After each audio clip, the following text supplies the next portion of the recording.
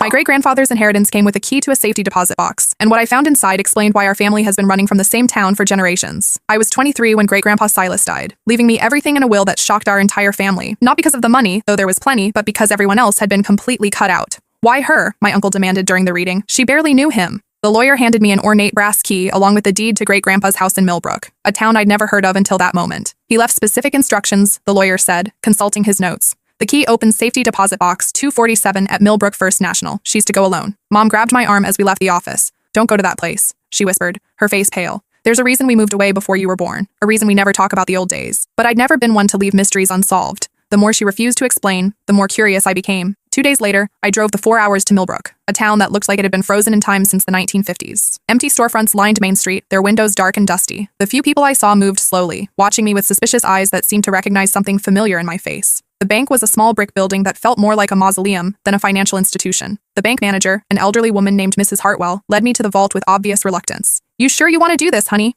she asked, her voice strange and strained. "Some boxes are better left unopened. Some family secrets are kept secret for good reason." Inside box 247, I found 3 things that made my blood run cold. A stack of yellowed newspaper clippings bound with string, a leather journal filled with my great-grandfather's careful handwriting, and a faded photograph of a young woman who looked exactly like me. Same dark hair, same green eyes, same stubborn jawline. The newspaper headlines told a story I wasn't prepared for. Local girl vanishes during Harvest Festival. Search continues, 1953. Second missing. Girl found. Dead near Mill Pond. Police baffled. 1954. Mysterious deaths continue. Families fleeing town. 1955. Mill Pond drained after 4th death. Officials claim accident. 1955. But it was the journal entry dated October 31st, 1955 that made my hands shake so violently I nearly dropped the pages. They know what I saw that night. The thing that comes for our women, one by one, wearing their faces afterward. It's been feeding on us for generations, and we've been too afraid to fight back. I've kept quiet for 20 years, but it's getting stronger. The families who know the truth are leaving Millbrook tonight, but it follows us wherever we go. It can smell the bloodline. The only way to stop it is to... The entry ended mid-sentence. The next page had been torn out, leaving only ragged edges. Mrs. Hartwell was watching me when I emerged from the vault, her eyes filled with something that looked like pity mixed with fear. "You found it, didn't you?" she asked quietly, glancing around the empty bank as if something might be listening.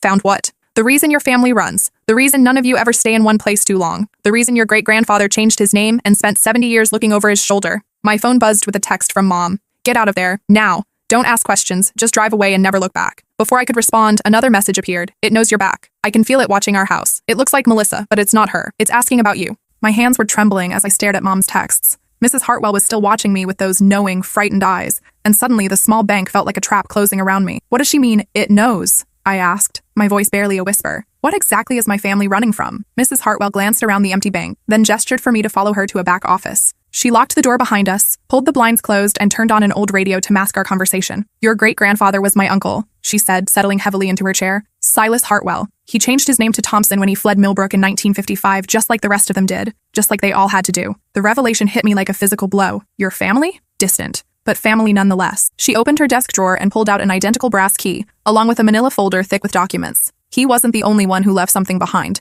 and he wasn't the only one who knew the truth. The story Mrs. Hartwell told me over the next hour defied everything I thought I knew about the world and about my own family's carefully hidden history. It started in 1953 during Millbrook's annual Harvest Festival, a celebration that had been held every October 31st for over a century. The festival drew families from neighboring towns to enjoy food, games, and the traditional bonfire that marked the end of autumn and the beginning of the dark months. That year, something changed. Something woke up. The first girl to disappear was Rebecca Morrison, Mrs. Hartwell explained, spreading additional newspaper clippings across her desk. 17 years old, engaged to be married to your great-grandfather. She vanished from the festival grounds sometime after midnight. They found her dress by the old mill pond, but no body. 3 days later, Rebecca returned home. Her family was overjoyed, Mrs. Hartwell continued, her voice dropping to barely above a whisper. Rebecca claimed she'd gotten lost in the woods, survived on berries and stream water. She seemed perfectly fine, just a little quiet, a little different. But within a week, Rebecca's younger sister had gone missing, then Rebecca's mother, then her aunt. One by one, the women in Rebecca's family started disappearing, Mrs. Hartwell said. And one by one, they'd come back a few days later with the same story. Lost in the woods, survived on their own, just a little different each time. The journal entries revealed what my great-grandfather had witnessed that Halloween night in 1953. He'd been 17, working late at his father's lumber mill, when he heard screaming from the direction of the festival grounds. "I ran toward the sound," he'd written in his careful script. "Found Rebecca by the mill pond, but she wasn't alone. Something was with her. Something that looked like her, but wrong. Its face kept shifting, like water disturbed by stones. When it saw me watching, it smiled with Rebecca's mouth but too many teeth. It spoke with her voice, but the words were backwards, inside out, like someone trying to speak a language they'd only heard in nightmares." By 1955, a third of Millbrook's female population had gone through the same terrifying cycle. Disappearance, return, and the gradual contamination of their families. The men started noticing the changes first. Wives who no longer cooked their favorite meals, but instead prepared dishes that smelled like rotting flowers. Daughters who stared too long at their own reflections, sometimes for hours at a time. Mothers who spoke in whispers about places that didn't exist, and people who had never been born. Your great-grandfather wasn't the only one who saw it, Mrs. Hartwell explained. There were maybe a dozen families who knew the truth. They started meeting in secret, trying to figure out what to do. Some wanted to fight it. Others wanted to expose it to the authorities. But in the end, they chose survival. The torn page from the journal, it turned out, hadn't been lost. Mrs. Hartwell produced it from her desk, the final entry that revealed my great-grandfather's desperate plan. The only way to stop it is to starve it, the entry continued. It feeds on family connections, on the bonds between mothers and daughters, sisters and aunts, grandmothers and granddaughters. When it takes a woman, it uses her face and her memories to lure the others. But if the families scatter, if we break those connections and never speak of this place again, maybe it can't follow us all. Maybe it will go dormant, waiting for someone to return and wake it up again. The plan was both simple and heartbreaking. The families who knew the truth would leave Millbrook forever on the same night, splitting up and moving to different states under new names. They would avoid staying in one place too long, never speak of Millbrook or what they'd witnessed, and most importantly, they would never allow their daughters to learn about their true heritage until it was absolutely necessary. For 70 years, it worked, Mrs. Hartwell said. The families scattered like seeds in the wind. The creature had no one left to feed on. Millbrook became a dying town, forgotten by the outside world. Tourist maps stopped including us. GPS systems started routing people around us instead of through us. We became invisible. But you stayed, I pointed out. Her smile was infinitely sad. Someone had to watch. Someone had to make sure it didn't spread beyond Millbrook's borders.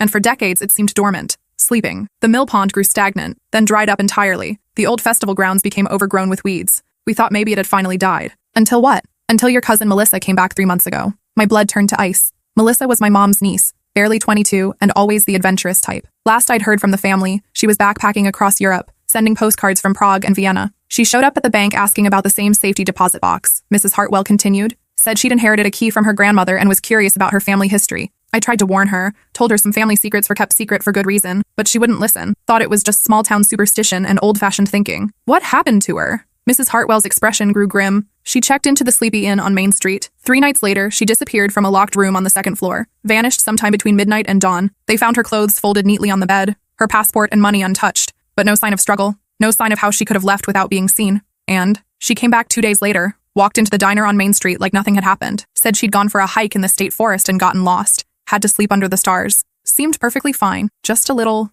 different. The familiar pattern was starting again, but this time with a modern twist that made it even more terrifying. Over the past month, 3 more women had gone missing from Millbrook, all tourists or newcomers who had no connection to the original families. A college student researching local folklore for her thesis, a travel blogger documenting forgotten American towns, a genealogist tracing her own family history. They'd all returned with variations of the same story, the same subtle wrongness that the old-timers remembered from 70 years ago. It's feeding again, Mrs. Hartwell said. Learning, adapting, and now that you're here, now that it knows there are more of the original bloodlines out there, it's going to start hunting in earnest. My phone had been buzzing constantly with messages from Mom, each one more frantic than the last. When I finally checked them all, my hands started shaking. Leave now. Don't go to the house. Don't trust anyone who looks familiar. It knows you're there. I can feel it watching. The same feeling from when I was a child. Please, baby. Just drive away and don't look back. Forget about the inheritance. Something's wrong with Melissa. She's here, but she's not here. She keeps asking about you. It's at the door now. It looks like you, but older. It says it's your sister, but you don't have a sister. The final message was a photo that made my stomach lurch.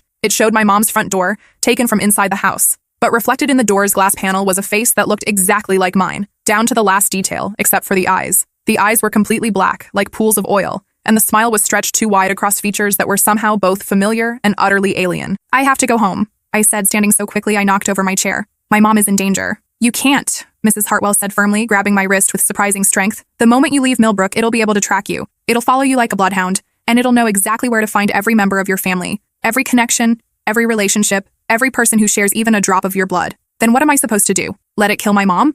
Mrs. Hartwell released my wrist and walked to an old filing cabinet, pulling out a folder even thicker than the first one. There might be another way. Your great-grandfather and the others, they didn't just run blindly. They spent 2 years researching, planning, looking for a permanent solution. They left detailed instructions, a way to fight back if it ever woke up again. The folder contained hand-drawn maps of Millbrook dating back to its founding, architectural diagrams of the old mill and surrounding buildings, and pages upon pages of research about local folklore, indigenous legends, and the town's hidden history. According to the documents, the creature wasn't native to Millbrook. It had been deliberately summoned and bound to the area. The town's founder, Josiah Millbrook, was more than just a businessman, Mrs. Hartwell explained. He was an occultist, a student of what he called practical spiritualism. He claimed he could summon a protective spirit to guard the town from raiders, wild animals, and hostile native tribes. What he actually summoned was something from a place between dimensions, something that fed on human connections and family bonds. The ritual that bound the creature to Millbrook was performed at the Mill Pond on Halloween night 1847. For over a century, it had remained relatively dormant, sustained by small offerings during the annual harvest festival, typically just a few drops of blood from willing participants, or the occasional accidental death that the townspeople attributed to natural causes. But in the early 1950s, something changed, Mrs. Hartwell continued. World War II had brought new people to town: factory workers, military families, war brides from Europe. The population doubled in just a few years. More people meant stronger family bonds, more complex relationships, richer feeding grounds for a creature that survived on human connections. It had woken up hungry after decades of meager sustenance, and it had tasted something more nourishing than anything it had experienced before. The families who fled weren't just running away, Mrs. Hartwell said. They were trying to starve it back into dormancy, and it worked for a while. But creatures like this don't die easily. They just wait. According to my great-grandfather's research, the same ritual that had bound the creature to Millbrook could potentially banish it permanently, but only if performed correctly and at enormous personal cost. It requires a blood relative of the original families, Mrs. Hartwell said quietly. Someone with a direct connection to those who witnessed its awakening. The ritual has to be performed at the Mill Pond on Halloween night, exactly 170 years after Josiah's original summoning. The summoner has to offer themselves as a willing sacrifice, creating a connection strong enough to pull the creature back into whatever dimension it came from. I stared at her in horror as the implications sank in. That's tonight, Halloween night, and you're saying I'm the only one who can do it? Yes. And according to the research, you're also the only one left who carries enough of the original bloodline to make it work. The weight of generations settled on my shoulders like a physical burden. Every family that had fled Millbrook, every life that had been disrupted, every connection that had been severed to keep this thing contained. It all led to this moment. To me, standing in a bank vault in a dying town, holding the key to ending a nightmare that had lasted for over a century. What exactly does the ritual involve? I asked, though I was afraid to hear the answer. Mrs. Hartwell opened the journal to a page I hadn't seen before, written in a different hand, shakier, more desperate. This was written by Josiah Millbrook himself, shortly before his death in 1848. He realized what he'd done, what he'd brought into the world. He spent his final year trying to find a way to undo it. The ritual was horrifyingly simple in its requirements, though the execution would be anything but easy. At the stroke of midnight on Halloween, a blood descendant of the original witnessing families had to enter the mill pond, which would need to be filled with water again, and offer themselves as a willing sacrifice. The creature, drawn by the strongest family connection it had ever encountered, would be pulled back into the void between dimensions. But the person performing the ritual, I began, doesn't survive. Mrs. Hartwell finished quietly. The connection works both ways. When the creature is banished, it takes the summoner with it. The sacrifice has to be complete, willing, and irreversible. I thought about my mom, probably barricaded in her house while something wearing my face tried to convince her to open the door. I thought about all the families who had spent 70 years running, never able to settle down, never able to feel truly safe, always looking over their shoulders for signs that the nightmare had found them again. There has to be another way, I said desperately. Some loophole, some alternative that doesn't require me to die. Mrs. Hartwell shook her head sadly. Your great-grandfather spent decades looking for alternatives. He consulted with historians, anthropologists, even other occultists. This is the only way to stop it permanently. Any other approach just risks making it stronger. My phone rang, the sound sharp and startling in the quiet office. Mom's number. I answered with trembling fingers. Hello, sweetheart. The voice was perfect. Mom's exact tone, her familiar warmth and affection, but something was subtly wrong, like a song played just slightly off-key. Mom, I'm so glad you called. I was worried about you driving all that way to that awful old town. But I have wonderful news. Melissa is here visiting. She's been telling me the most interesting stories about Millbrook and our family history. Did you know we used to live there? Put Mom on the phone, I said, my voice steady despite the terror coursing through me. A pause that lasted just a fraction too long. Then laughter that sounded almost but not quite human. Oh, darling, I am your mother. Don't you recognize my voice? Don't you trust me? If you're really my mom, tell me what you used to call me when I was scared of thunderstorms. Another pause. Sweetheart? I called you sweetheart. That was wrong. Mom used to call me her brave little storm watcher and would sit with me by the window, pointing out the different types of lightning. It was a specific private memory that only the real mom would know. I'm coming home, I said into the phone. No need. The thing wearing my mother's voice replied, and now I could hear the wrongness more clearly. Too smooth, too controlled, like someone reading from a script. I'm coming to you. We're all coming to you. The whole family wants to have a reunion in Millbrook. Isn't that wonderful? We can all be together again, just like the old days. The line went dead. Mrs. Hartwell was watching me with grim understanding. It's bringing them here, I said. It's bringing all of them here. She nodded. It's learned from last time. Instead of letting the families scatter again, it's going to gather them all in one place. Feed on all the connections at once. Build up enough strength to spread beyond Millbrook's borders. Through the bank's front window, I could see cars pulling into the town square. More vehicles than Millbrook had probably seen in decades. Even from a distance, I could make out familiar faces stepping out of the cars. My Aunt Patricia, my cousins David and Michelle, family members I hadn't seen in years. They all moved with the same strange, synchronized gait, their heads turning in unison toward the bank like flowers following the sun. They're not really your family anymore, Mrs. Hartwell said gently. Whatever that thing is, it's wearing their faces, using their memories and personalities like masks. But the people you love, the real people, are gone. I watched my Uncle Richard get out of his car and smile at me through the window. His smile was too wide, stretching his face in ways that shouldn't have been possible, and his eyes reflected the streetlight like an animal's. How long? I asked. How long has it been taking them? Based on what I've observed, probably months. It started with Melissa, used her connections to find the others. Your aunt first, then your uncle, then your cousins. Each one led it to the next branch of the family tree. More cars were arriving in the town square. I counted at least 15 people who looked like family members, all standing perfectly still in the gathering dusk, all staring at the bank with identical smiles that never wavered. The mill pond,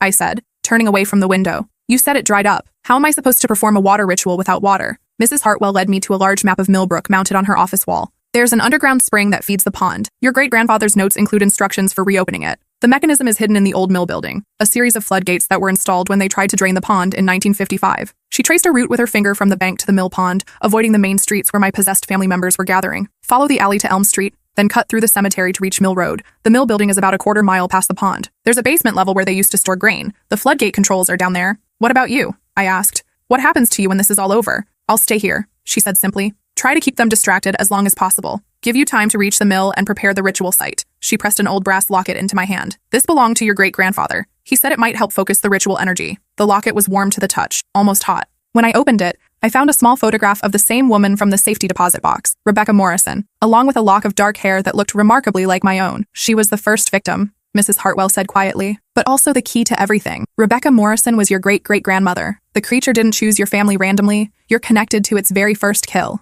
The family connection went back even further than I'd realized. The creature hadn't just happened upon our bloodline. It had been feeding on us for generations, using each victim to find the next, building a web of connections that spanned nearly 2 centuries. I slipped out the back door into the cold October night. The alley was dark, lit only by a few scattered streetlights that cast long, dancing shadows between the dumpsters and abandoned storefronts. Every step echoed off the brick walls, and I found myself checking over my shoulder constantly, expecting to see familiar faces watching me from the darkness. The cemetery was worse. Ancient headstones leaned at odd angles like broken teeth, and bare tree branches created a maze of shadows that seemed to move independently of the wind. More than once, I thought I saw familiar faces watching me from behind the monuments. My grandmother, who had died when I was 12, my cousin Tommy, who had been killed in a car accident 5 years ago. But when I turned to look directly, there was nothing there except empty air and the feeling of being watched by invisible eyes. Mill Road was a narrow strip of cracked asphalt that wound through dense woods on both sides. My flashlight beam seemed pathetically small against the vast darkness pressing in from all directions. Every rustle of leaves, every snap of a twig, every distant owl call made me freeze and listen for the sound of footsteps. I was halfway to the mill pond when I heard them behind me, the synchronized footsteps of at least a dozen people walking in perfect unison. They weren't trying to be quiet. They wanted me to know they were coming, wanted me to feel the pressure of their approach like a storm front moving in. The old mill building appeared first in my flashlight beam, a hulking structure of rotted wood and rusted metal that had been abandoned for decades. Beyond it, I could see the depression where the mill pond used to be, a perfectly circular basin about 50 feet across, now filled with nothing but dead leaves and broken branches. According to my phone, it was 11:15 p.m., 45 minutes until Halloween officially began, and with it, my only chance to end this nightmare permanently. I broke into a run toward the mill building. The basement was exactly where Mrs. Hartwell had said it would be, accessible through a door that hung open on broken hinges. My flashlight revealed a stone-walled chamber filled with the remnants of old machinery, grain storage bins, conveyor belts, and in the far corner, a series of metal wheels and levers that looked like they controlled some kind of hydraulic system. The floodgate mechanism was more complex than I'd expected, but my great-grandfather's notes were detailed and precise. I had to turn 3 different wheels in a specific sequence, then pull a large lever that would open the underground channels connecting the mill pond to its natural spring source. At 11:30, I heard the first sounds of water beginning to flow. By 11:45, the pond was half full and rising steadily. At 11:50, I heard them approaching, the soft shuffle of feet on the wooden bridge that crossed the stream leading to the mill pond. Whispered conversations and voices I recognized but knew were wrong. They were taking their time now, savoring the moment, confident that I had nowhere left to run. I waded into the frigid water as the clock on my phone struck 11:58. The cold was shocking, stealing my breath and making my muscles clench involuntarily. But I forced myself to wade deeper, following the instructions in my great-grandfather's journal. The ritual required me to reach the center of the pond where the water would be over my head, where I would be completely surrounded by the element that had originally bound the creature to this place. "There she is," called a voice that sounded exactly like my mom, but with an undertone of hunger that made my skin crawl. "Come back, sweetheart. The water's too cold for swimming. You'll catch your death." I turned to see them all standing at the water's edge, my entire extended family, or the things wearing their faces. In the moonlight, their eyes reflected light like animals, and their smiles never wavered, never changed, as if they'd been carved from wax. "You don't have to do this," said the thing wearing my aunt's face.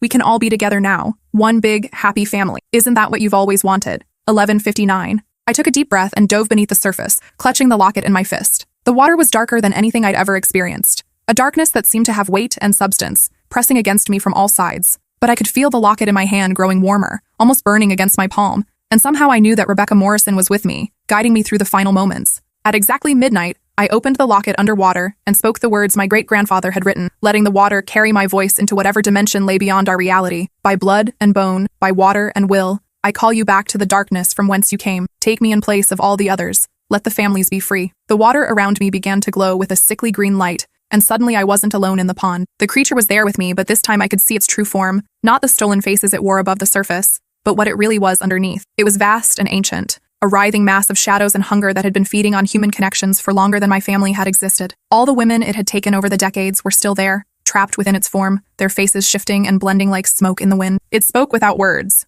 directly into my mind, its voice like the sound of drowning. You would trade yourself for them? Even knowing they are already gone? Even knowing I have worn their faces for months, years, generations? Yes, I said, surprised by my own certainty. Even knowing that your sacrifice will not bring them back? Even knowing that the people you love are nothing but memories now, echoes I keep for my own amusement? The revelation hit me like a physical blow, but I didn't waver. Yes. But you do not understand, the creature continued, and now I could hear something like fear in its voice. You cannot banish me because I am part of you. We are family, you and I. Blood of my blood. It showed me images then, memories stolen from generations of my ancestors. Rebecca Morrison hadn't just been the creature's first victim in Millbrook. She had been chosen specifically, deliberately, because she carried something in her bloodline that the creature needed, something that would allow it to create hybrids, children who were part human and part something else entirely. Your great-great-grandmother bore my child, the creature whispered, as did her daughter and her daughter's daughter. Each generation, the bloodline grows stronger. Each generation, you become more like me and less like them. The horrifying truth crashed over me like a wave. My family hadn't just been victims of the creature, we were its descendants. The very thing that made me capable of performing the banishment ritual was also what connected me to the monster I was trying to destroy. You cannot unmake me, the creature said, because in unmaking me, you unmake yourself. But even as it spoke, I could feel the locket burning against my palm, and I remembered something Mrs. Hartwell had said. Rebecca Morrison hadn't just been the first victim, she'd also been the one who'd helped my great-grandfather understand how to fight back. She had found a way to resist the creature's influence even after being taken. If I'm part of you, I said, then I'm also part of her. Part of everyone you've taken. And that means I can choose which part to embrace. The creature's expression shifted to pure terror as it realized what I meant. A purely human sacrifice wouldn't be enough to banish something this ancient and powerful, but someone who carried the creature's own essence in their blood, someone who could turn that connection against it, could potentially destroy it from within. I crushed the locket in my fist, feeling the metal cut into my skin, feeling Rebecca's hair dissolve into the water around us, and spoke the final words of the ritual. By the blood that binds us, by the darkness that made us, by the light that guides us home, I choose to be human. I choose love over hunger, connection over consumption, sacrifice over survival.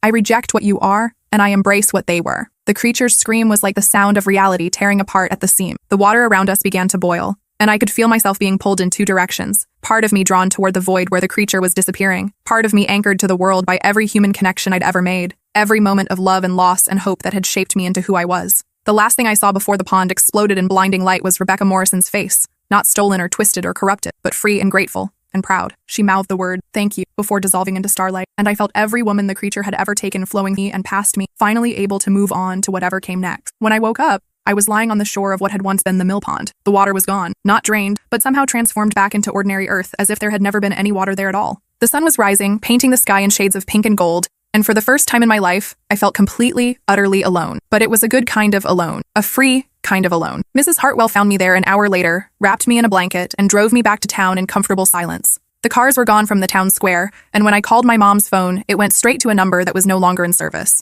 It took me 3 weeks to track down what had really happened to my family. Mom had died in a car accident 6 months ago, the same week Melissa had supposedly left for Europe. My aunt had been found dead in her home 2 months later. Apparent suicide, but with no note, no explanation. One by one, I discovered that every family member I thought the creature had brought to Millbrook had actually died months or even years earlier. I was the last one left, the end of the bloodline, the final guardian of a secret that no longer needed keeping. But I wasn't entirely alone. Over the following months, I started hearing from others, descendants of the families who had fled Millbrook in 1955, people who had grown up with the same inexplicable urge to keep moving, the same sense of being watched by something hungry and patient. The creature's destruction had broken whatever hold it had maintained over the scattered bloodlines, and for the first time in 70 years, they were able to stop running. Some came to visit Millbrook, to see the place their grandparents had fled from. Others simply sent letters or emails, sharing family stories that had been passed down in whispers and fragments. Together, we began to piece together the full scope of what had happened, the true extent of the creature's influence over our families. Today marks 1 year since that Halloween night. I've moved to Millbrook permanently, taking over Mrs. Hartwell's position at the bank when she decided to retire to Florida.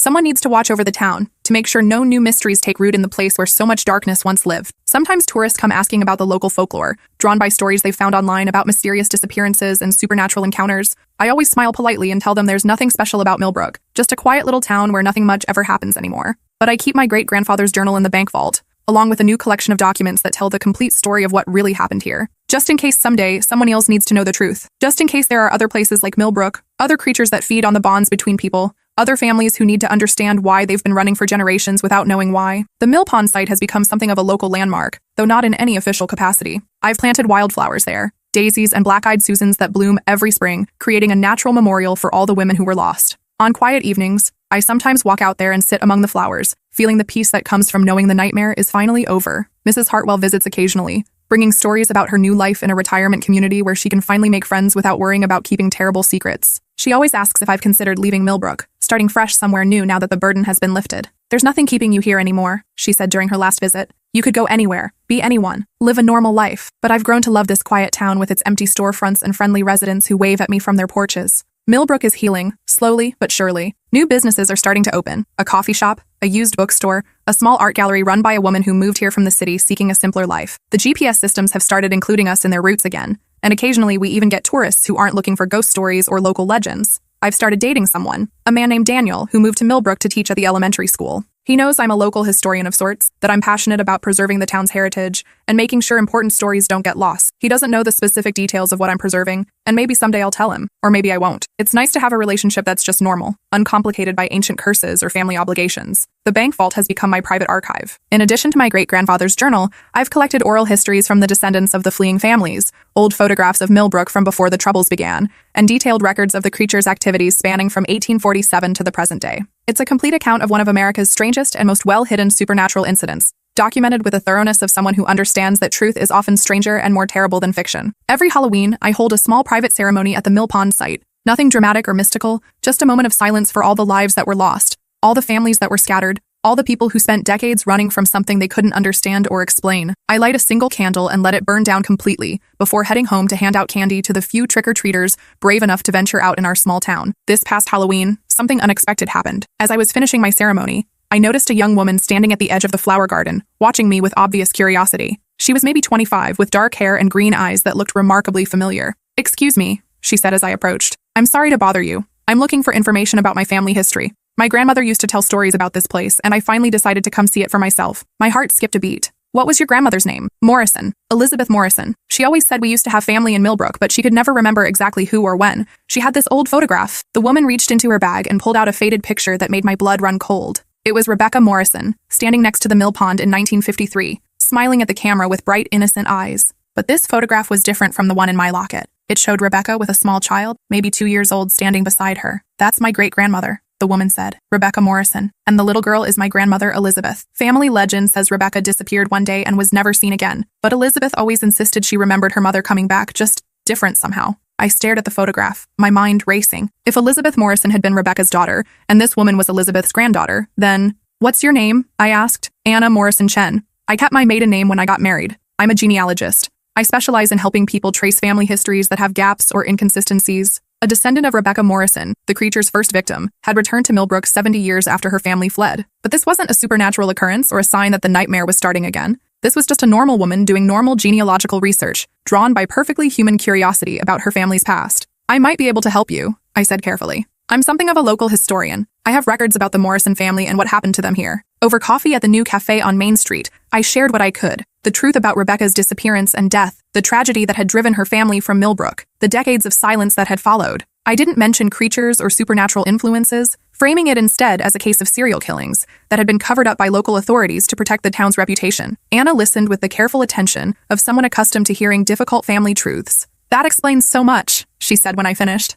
"Why my grandmother always seemed sad when she talked about this place. Why our family never stayed anywhere very long when she was growing up. She used to say she felt like something was always following them, but I thought it was just trauma from losing her mother so young." "It was trauma," I said. "But sometimes the effects of trauma can last for generations, especially when families don't talk about what happened." Anna spent 3 days in Millbrook, visiting the cemetery where other Morrison family members were buried, taking photographs of locations her grandmother had described in her few stories about the town, and slowly piecing together a family history that had been fragmented by tragedy and fear. On her last day, she stopped by the bank to thank me for my help. I know there's more to the story than what you've told me, she said with a knowing smile. I've been researching local folklore long enough to recognize when someone is editing for content, but I also understand that some family secrets are kept secret for good reasons. She handed me a business card. If you ever decide there are parts of the story that should be preserved more formally, I work with several historical societies that specialize in documenting small-town mysteries. No sensationalism, no exploitation, just careful, respectful preservation of important local history. After Anna left, I spent a long time thinking about what she'd said. For over a year, I'd been keeping the truth about Millbrook locked away in the bank vault, treating it like a dangerous secret that needed to be hidden from the world. But maybe there was value in sharing at least part of the story.